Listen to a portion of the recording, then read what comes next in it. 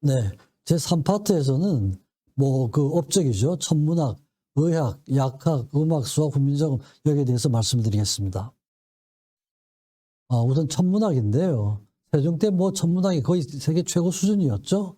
그 천문학 과학이 획기적인 발전을 이루었는데 뭐 세종의 리더십이죠. 그리고 뛰어난 학자들이 아주 많았습니다. 정인지, 정초, 정음지, 이순지, 김남 등. 그다음에 기술자도 상당히 많았죠. 여러분들 잘 아시는 장영실, 뭐 이천, 감조 이런 분들은 기술자라고 할 수가 있습니다.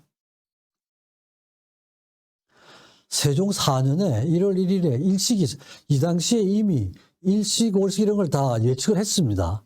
그리고 일식이 있으면 구례식이라고 그러는데요.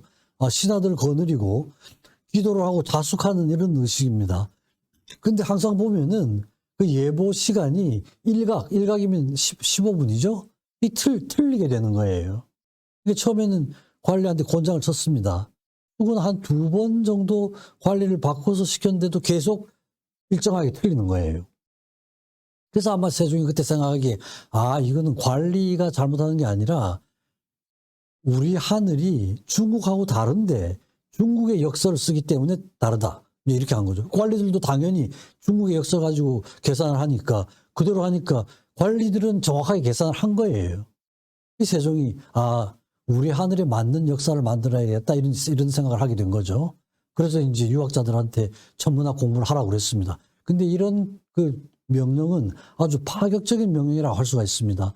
왜냐하면 이런 과학 연구는 정통 유학 사상하고도 맞지 않았기 때문이죠. 그런데 이제 왕이 명령을 하니까 다 공부를 했죠. 해가지고 이제 많은 발전을 이루게 됩니다. 그래서 대개는 그 당시에 과학 연구는 주민들의 몫이었는데 유학자들도 해가지고 많은 발전을 이루게 되고 유학자들의 참여로 아라비아, 중국에 이어서 세계 3번째로 역법이 완성이 됩니다.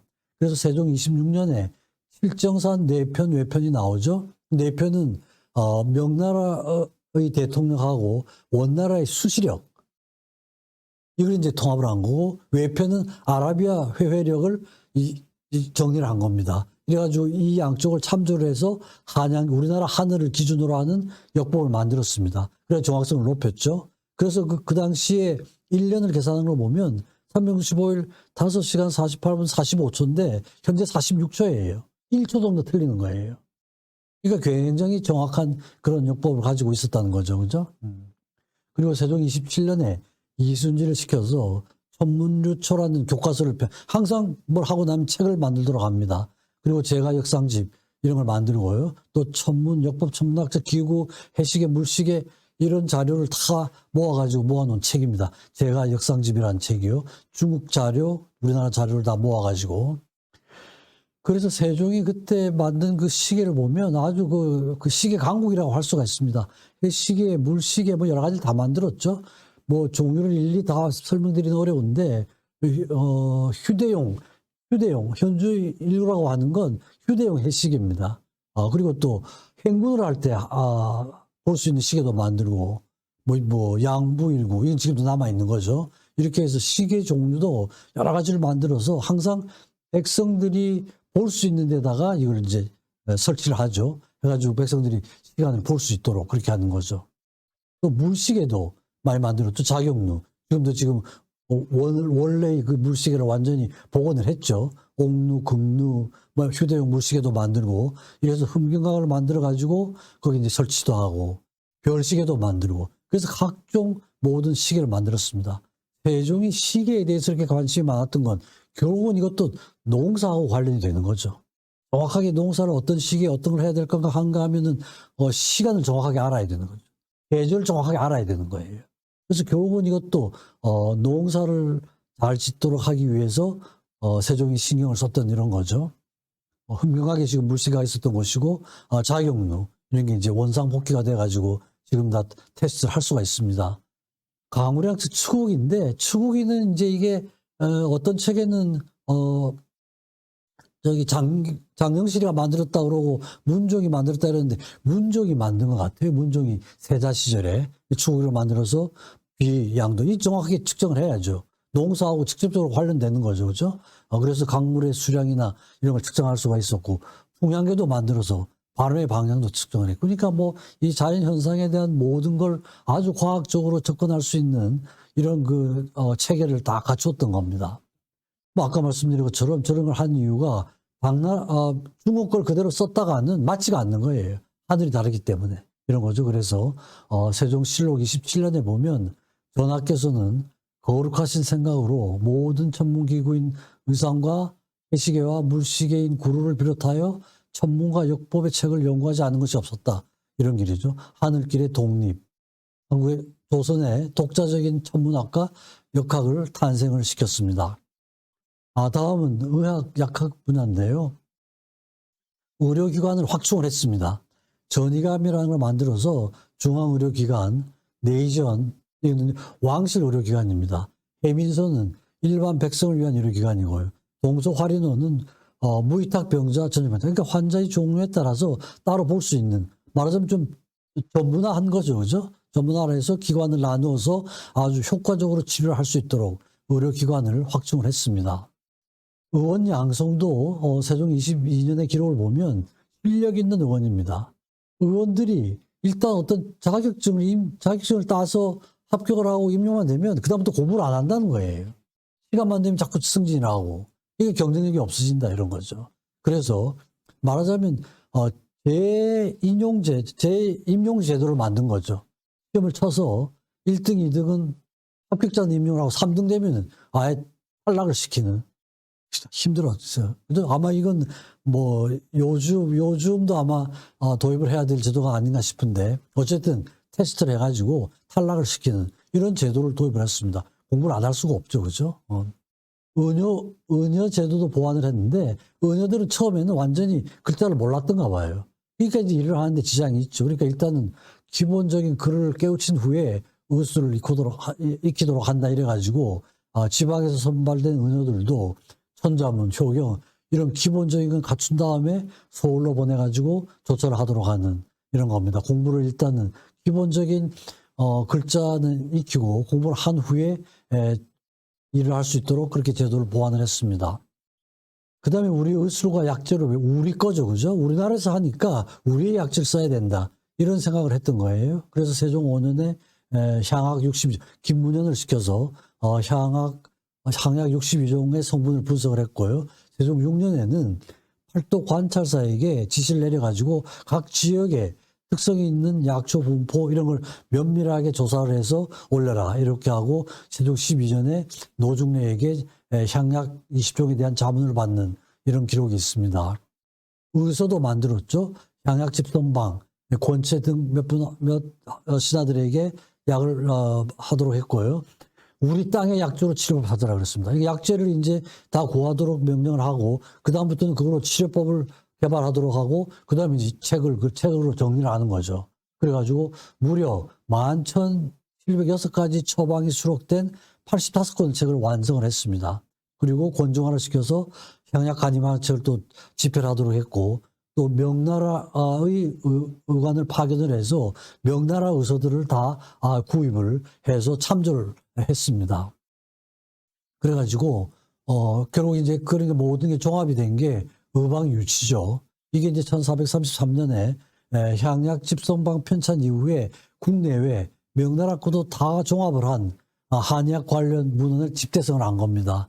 그래서 역관들이 의료 문헌도 수집을 하고 그래서 1442년부터 약 3년 동안 걸쳐가지고 정리를 했는데 365권이었어요. 근데 현재 변하진 않고 그걸 세조 때 양성지 책임하에 다시 정리를 한 게 266권인데 기본은 의방유치에 기본을 둔 거예요. 그걸 세조가 265권으로 정리를 했는데 이 책은 지금 전해 내려오고 있습니다. 그래서 의학 부분에 대한 것도 자료 수집, 프랙티스, 그 다음에 그 이론, 필기, 책점, 모든 게 체계적으로 이렇게 정리가 된 거죠. 그 다음에 이제 실명제의 실천입니다. 하여튼 모든 걸 책임을 지우는 거죠. 누가 이렇게 채취한 약재 이런 게 있으면은 누가 어디서 어떻게 채취를 했는가 남겨놓는 거예요. 이 책을 편찬하면 인쇄 교정 분야 각 참여한 기술자들이 다 자기의 기록을 남깁니다. 또 성을 쌓거나 이러면은 그 성과 보수에도 어디서 어디까지 누가 하고 어디서까지 누가 하고 출신 지역 이름이 남아 있습니다. 지금 다 남아 있죠, 그죠? 실명제예요, 그죠? 이건 이제 기록 그 사람들이 업적을 남기는 것도 되지만 책임을 묻는 것도 문제가 되죠, 그죠? 책임과 업적을 같이 하는. 그러니까 여러 가지 면에서 상당히 생각이 깊었던 그런 군안 같습니다. 음악인데 아주 세종은 뛰어난 음악가였어. 아마 음악 부분은 따로 한번 말씀을 드려야 될 정도로 음악에 대한 관심이 많았습니다. 그 당시에 우리나라 음악은 세 가지였죠. 악, 상악, 향악이었습니다. 악은 옛날 중국의 고전이죠. 주나라 때부터 내려온 그런 재래악이었고, 당악은 당나라, 송나라 음악을 당악이라고 했습니다. 향악은 우리나라 음악이죠. 고려 때부터 내려오는 전통 음악이 쭉 내려오는 거죠. 그래서 그 당시 악기는 주로 고려 때 송나라에서 수입한 악기들을 많이 쓰고 이랬는데, 충녕이 그 대군 시절부터, 그죠? 대군 시절부터 저런 데 관심이 굉장히 많고, 서화, 화석, 금술, 악기죠, 그죠? 이런 걸 잘 다뤘던가 봐요. 두루 갖추지 않은 것이 없었다 하는 이런 기록이 실록에 있고, 태종 13년에 충녕이 세자, 그러니까 형한테 거문고하고 비파를 가르쳤다 이런 기록이 나옵니다. 그러니까 이제 대군 시절부터 군왕이 되기 전에도 여러 가지 악기에 대한 그런 관심도 많고 잘했던 것 같아요. 그래서 이제 종묘 제례악을 하는데 이게 이제 역대 임금들에 대한 제사를 지내는 거 아닙니까? 그때 이제 연주가 주로 옛날 악 이런 걸 썼었는데 세종이 그래서는 안 되겠다. 우리 조상을 모시는 음악은 우리나라 음악으로 해야 되겠다 그래가지고 조상의 문덕을 칭송하는 음악이 보태평이고 무덕을 칭송하는 음악이 정대업입니다. 세종이 직접 작곡을 했습니다. 근데 이 음악이 유네스코 세계문화유산에 등재가 됐죠. 그러니까 세종대왕께서 아주 국제적인 작곡가가 되신 거예요. 직접 작곡하신 겁니다.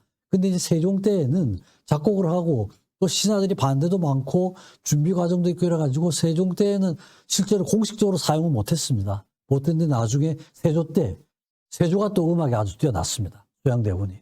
그래서 조금 고치고 해서 정식으로 썼죠. 공식적인 음악으로 썼죠. 지금까지 그대로 쓰고 있습니다. 쓰고 있는데 어쨌든 이 음악이 2016년도에 한불 수교 130주년 기념으로 파리에 가서 공연을 했는데 아마 파리 프랑스 사람들이 굉장한 그런 감동을 받았던가 봐요. 15분 동안 기립박수를 받았다는 이런 기록이 있습니다.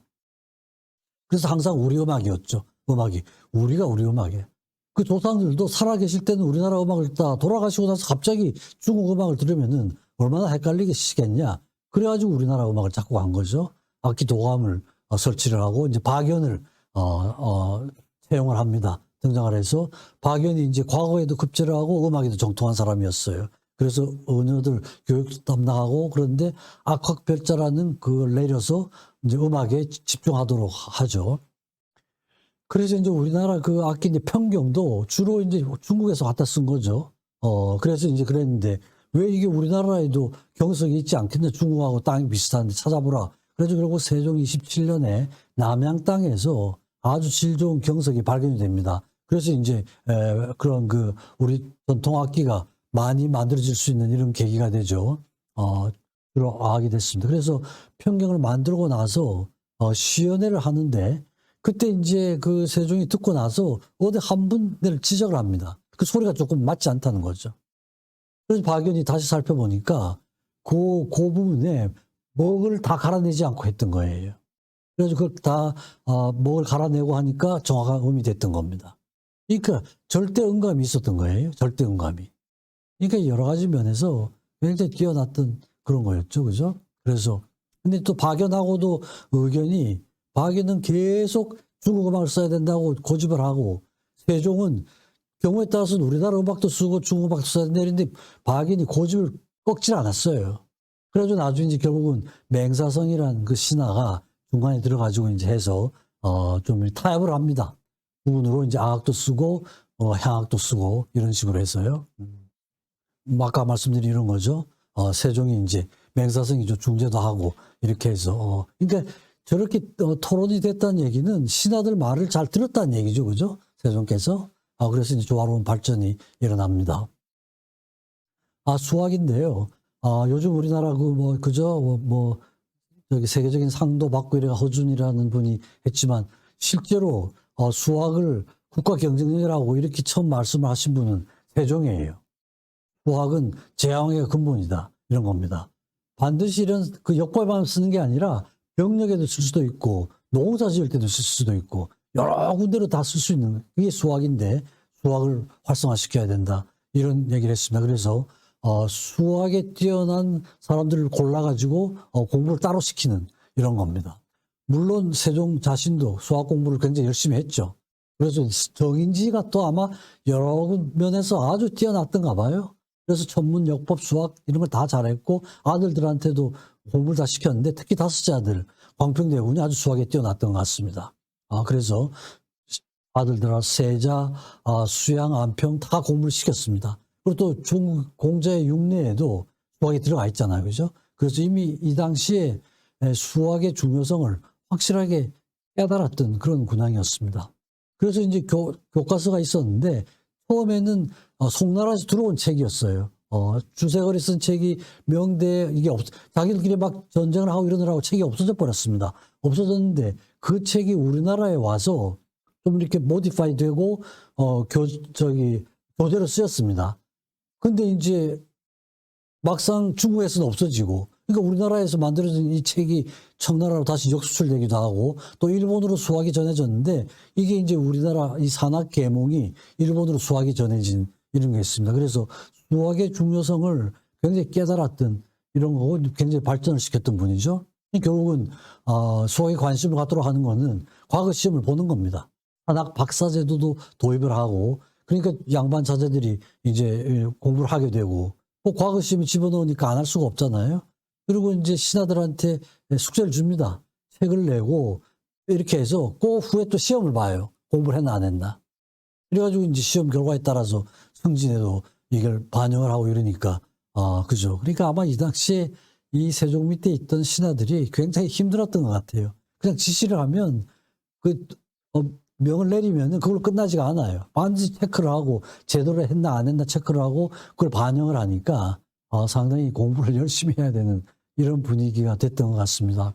거기 집어넣죠. 잡과로 집어넣지만 그렇게 해서 결국은 수학을 전문으로 하는 중인 계급이 형성이 되고 나중에 토지 측정이나 세제, 역법 등 이런 업무를 하고 그게 세습되는 이런 집안이 생김으로써 수학을 전문으로 하는 그런 집단들이 형성이 된 거예요. 그러니까 지금 와서 우리나라 수학이 굉장히 발달되는 이유가 이런 뿌리를 가지고 있는 거죠. 갑자기 그렇게 되진 않죠. 그 다음에 이제 훈민정음입니다. 훈민정음인데, 훈민정음은 제가 간단하게만 말씀드리겠습니다. 세종 25년에 1443년에 창제가 됐고, 3년 후에 반포를 하죠. 그러고 이제, 과거, 관리 시험에도 훈민정음을 포함을 하는데, 앞에 여러 가지 업적을 많이 남겼지만, 모든 업적을 다 합쳐도 훈민정음 창제 하나만큼은 따라갈 수 없는 거죠. 그죠? 그 후에 우리 국민들의 정신적인 면, 사회적인 면, 여러 가지 면에 문화적인 면에서 영향을 미친 걸로 보면 훈민정음을 따라갈 수가 없는 거죠. 그죠? 그래서 훈민정음은 제가 오늘 간단하게 말씀을 드리고 다음 시간에 제가 훈민정음은 따로 말씀을 드리겠습니다. 1446년에 해례본이 나왔고 거기에 이제 발표가 됐는데 민족의 영혼을 담는 그로서 가장 어뜸가는 업적이죠. 그리고 당연히 세계기록유산으로 등재가 됐고 지금 유네스코에서 세종대왕상이라는 걸 만들었습니다. 근데 이걸 우리가 섭외를 해서 만든 게 아니고 유네스코가 자발적으로 이 상을 만들었어요. 무슨 상이냐 하면 각 나라마다 문맹 퇴치에 얼마나 노력을 했는가 이걸 따져가지고 가장 노력을 많이 한 나라한테 주는 상이 이게 세종대왕상이에요. 문맹 퇴치상이라고 할 수가 있죠. 물론 당연히 우리나라가 문맹은 세계 최저죠. 문맹률은 아주 거의 세계 1위입니다. 제일 적어요. 한글이 쉬우니까 그렇죠. 그래서 이 부분은 제가 다음 시간에 따로 시간을 말씀드리도록 하고 오늘은 간단하게만 말씀을 드리겠습니다.